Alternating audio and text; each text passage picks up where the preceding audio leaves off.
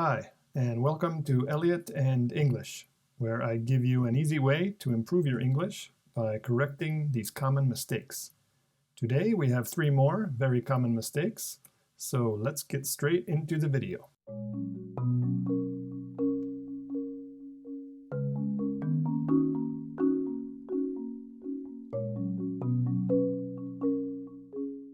Our first mistake is something I hear maybe 2 or 3 times a day. It's very, very common, and it's a small mistake, but I think it's very difficult to stop making it. If you can stop, you will sound much more native.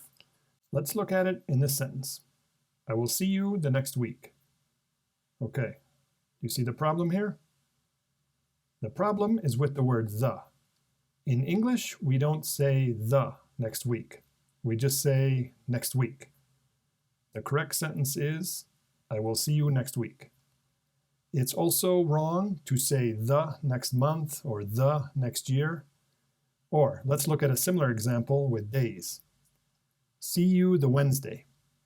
Same problem here, the Wednesday. We don't use the in English, but we can use a preposition. We need a preposition for days. For days, we use on in English. So the correct sentence is, see you on Wednesday. Or, more informally, you can say, see you Wednesday. But never, never say the Wednesday or the next week. Just say, see you Wednesday. See you next week.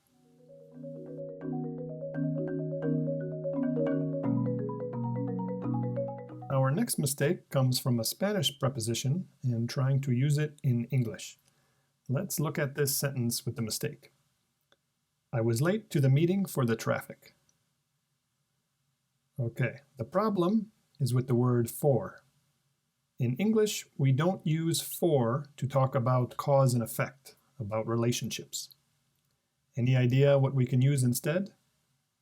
We can use because of. So, the right way to say it would be, I was late to the meeting because of the traffic. We have one other option we can use in a more formal or business context. Let's consider another sentence. The company's sales fell for the recession. So, we have the same problem here with for. Now, we could use because of, but since this is a more formal context, let's use due to and say the company's sales fell due to the recession.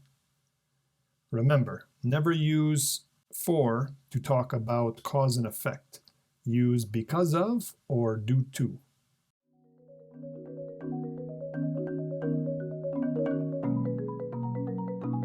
The last mistake today comes from confusion about translating a verb from Spanish to English. Here's something my student said to me last week. She said, my father cared my cat while I was on vacation. So, any idea what the problem is here? The problem is with the word cared. Okay, to really understand this mistake, we need to look at this verb to care in English. We can use this verb in a few ways. One way to use it is to use care about when we are talking about something important to us. Like, I really care about this topic or that topic. Or, I don't care about that person. They are not important to me. To care about, then, in Spanish, is like the verb importar. That's one way to use it. Another way to use it is to use care for when we want to express we have feelings or emotions for someone or something. Now, care for is similar to the Spanish verb querer. I care for you, te quiero. But my student did not want to use importar or querer. She wanted to use cuidar. Let's look at the original sentence again. My father cared my cat. So, what is the verb cuidar in English? The correct verb is to take care. To take care is cuidar. So the correct way to say it is, my father took care of my cat. Never, never say, my father cared my cat. If you want to use cuidar in English, you need to say take care.